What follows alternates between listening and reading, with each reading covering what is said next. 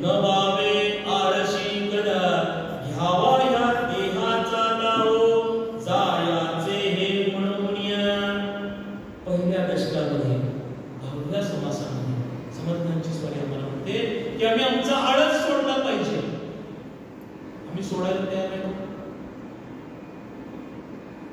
विचार करू आम्ही सगळ्या गोष्टीसाठी वेळ द्यायला तयार आहे. भगवंतासाठी द्यायला तयार आहे. पण भगवंताने किती वेळ मागितला हो आमच्याकडे? असं काही सांगितलं का हो की 24 तास दे? मौली वर्णन करते दे तुझाई मोठके निमिषभरी हा आठाव सहा एक निमिष मागितलेला आहे.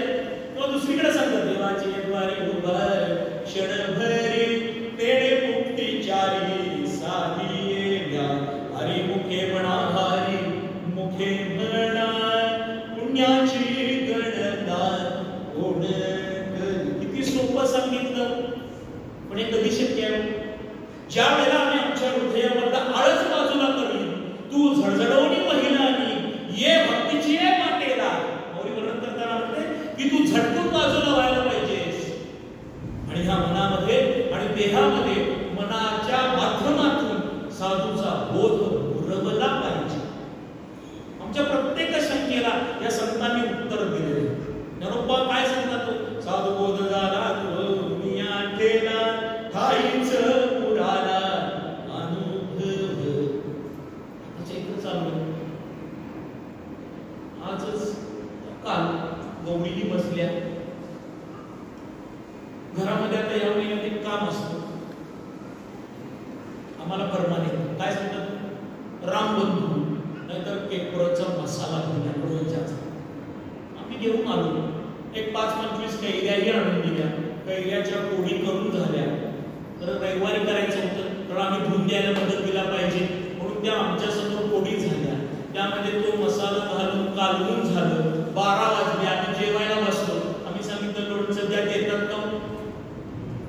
ती पद्धत आहे त्याला. ते बरणीत ठेवत असताना पण त्याला पद्धत आहे. मिठाचा थर त्याच्यावरती त्या लोणच्याचा थर परत मिठाचा थर असं घालून ती बरणी भरायची. त्याच्यावरती कापड बांधायचं. त्याला दोऱ्यानं बांधून 8 दिवस वरती ठेवायचं. 8 दिवसानंतर ते मुरलेलं चांगलं लोणचं लागतं. मग आम्हाला खायला दिलं. हा पहिला दृष्टांत. दुसरा दृष्टांत आम्ही उत्तम चक्का आणला. त्याच्यामध्ये साखर घातली. लगेच आम्हाला खाता येते का?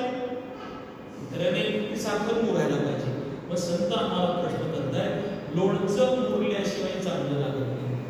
चक्क्यामध्ये साखर मिक्स झाल्याशिवाय श्रीखंड गोडीला येत नाही. ह्या दोन्ही गोष्टीसाठी मुरणं महत्वाचं आहे. तर भगवंताचं नाम या देहामध्ये मुरल्याशिवाय आम्हाला भगवान भेटेल का? तर तो देहामध्ये मुरला पाहिजे. मुरला देखे भाव कसा मुरला. म्हणतात की या देहामध्ये अखंड भगवंताचं नाम. पण आम्हाला किती निषेध सांगितलेला आहे का? घरीदारी सह्ये प्रति सुखाचे अवसरी समस्तांची लज्जा याची भगवत चिंतन करी.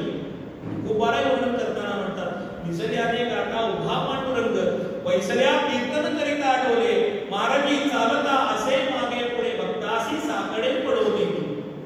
संत आमच्या मागे पुढे जायला तयार आहेत पण त्यासाठी आम्ही आमचं समर्पण करणं गरजेचं आहे. मग ते कधी होणार? ज्या वेळेला आम्ही आमचा आळस बाजूला. मग संत म्हणतात की आम्ही त्यासाठी जागरूक पाहिजे. आम्ही मध्ये जागरूक नव्हतो म्हणून परकीयांचे आक्रमण झाले. आज आम्ही जागरूक व्हायला सुरुवात केल्यानंतर आज परराष्ट्रांचं धोरण सुद्धा बदलू शकते. आज पंतप्रधानांना विचारल्याशिवाय अमेरिकेचा पंतप्रधान वर बघून डोळ्यानं बघू शकत नाही भारताच्या पंतप्रधानांकडे. एवढं प्रगल्भ कार्य या गेल्या 14 वर्षात का घडू शकलं? तर ज्याच्या मागे भगवंताचा अधिकार आशीर्वाद आहे त्याच्याशिवाय हे घडू शकू शकतं का? या सगळ्या संतांचे आशीर्वाद आपल्या भारत मातेला हिंदू राष्ट्र करण्यासाठी ज्या पद्धतीनं छत्रपतींना समर्थांचे लाभले त्या पद्धतीनं आजच्या सरकारला या सगळ्या संतांचे लाभतात म्हणून हिंदू राष्ट्र होऊ शकतं. हे आमच्या दृष्टीनं अत्यंत भूषणावं आहे. ते कार्य आपण पुढे करतोय ह्याच्यासारखं दुसरं आमच्या जीवनामधलं सत्य काही असू शकतं. पण समर्थांनी छत्रपतींचं चरित्र सांगत असताना आम्हाला एका शब्दात संभाजी महाराजांना सांगितलेलं आहे, निश्चयाचा महामेरू बहुत जनासी आधार अखंड स्थितीचा निर्धार श्रीमंत योगी. किती मोजक्या शब्दामध्ये छत्रपतींची संपूर्ण चरित्र समर्थांनी संभाजी महाराजांना सांगितलं. श्रीमंत योगी ही उपाधी समर्थांनी दिलेली आहे. विचार करा, श्रीमंत योगी सगळं राष्ट्र हातामध्ये असताना ही सद्गुरूंनी आपल्यावरती दिलेली जबाबदारी आहे. ही भावना मनामध्ये ठेवून ज्या महाराजांनी हे काम केलं त्या ठिकाणी हिंदवी स्वराज्य स्थापन होणार का नाही होणार? कारण संतांचा आशीर्वाद महत्वाचा, समर्थांचा आशीर्वाद होता. समर्थांनी आम्ही एक बाजूचे चरित्र बघितले प्रत्येक वेळेला. समर्थांची स्वारी पळून गेली इथपर्यंत आम्ही बघितलं, सगळं मान्य आहे. पण समर्थांच्या पत्नीचं पुढे काय झालं आम्ही कधी विचार केला का? समर्थांच्या पत्नी राणूबाईंच्याकडे राहिलेली आहे आणि त्यांनी यांच्यापेक्षा प्रगल्भ कार्य केलेलं आहे की त्यांनी संघटित करून तरुणांना, युवकांना प्रशिक्षण दिलेलं आहे, युद्ध कौशल्य शिकवलेलं आहे आणि ते तयार झालेले तरुण छत्रपतींच्याकडे पाठवलेले आहे. एवढं प्रगल्भ कार्य समर्थांच्या पत्नींनी केले. पण समर्थांनी जागोजागी जे पुनर्स्थापन केलेले होते ते छत्रपतींच्या उपयोगासाठी होते. की आता मोबाईल आले त्यावेळेला ह्या गोष्टी 2 तासामध्ये ह्या सगळ्या गोष्टी सगळीकडे पसरत होत्या. कारण एवढं प्रगल्भ कार्य समर्थांनी छत्रपतींच्यासाठी करून ठेवले. कारण ही जोडी जी निर्माण झालेली आहे ना, ही फार वैशिष्ट्यपूर्ण जोडी आहे. समर्थ रामदास आणि छत्रपती ह्या नाण्याच्या 2 बाजू आहेत.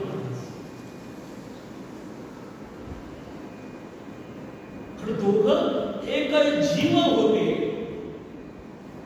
शिव आणि शक्ती वेगळी होऊ शकते का? तसं हे शिव आणि शक्तीचं स्वरूप निर्माण झालेले होते. हे आमच्या उद्धारासाठी अवतीर्ण झालेले होते. पण धर्माला ग्लानी आल्यामुळे ही 350 वर्षे आमची गेली. पण आता धर्म उत्थापनाचं कार्य आचार्यांच्या सारखे राष्ट्रगुरू करतायत आणि आम्ही त्याला सहकार्य आपल्या माध्यमातून, या शिवप्रतापाच्या चरित्राच्या माध्यमातून, पारायणाच्या माध्यमातून जागा होऊन करतोय. किती भाग्याचं लक्षण आहे. आम्हाला दुसरी काही गोष्ट करायची गरज राहील का? जर असा अखंड पारायण आमच्या मुखामध्ये चालत राहील तर छत्रपती आणि समर्थांची स्वारी आमच्या हृदयामध्ये यायला तयार आहे. मौली वर्णन करताना म्हणतात, आधार नये आपले चौफाळ भले बरी वैसव पावले सद्गुरूंची. आमच्या हृदयामध्ये भगवंताची स्वारी विराजमान व्हायला तयार आहे. छत्रपतींची स्वारी आम्हाला आशीर्वाद द्यायला यायला तयार आहे. पण आम्ही त्यांना अभिप्रेत असणारं राष्ट्र जर तयार करण्यासाठी आमची मानसिकता निर्माण करत नसू तर हा दोष समर्थांचा का छत्रपतींचा का आमचा? आम्ही जागा व्हायला पाहिजे. आम्हाला वाटतं बघा किती जमात हुशार आहे.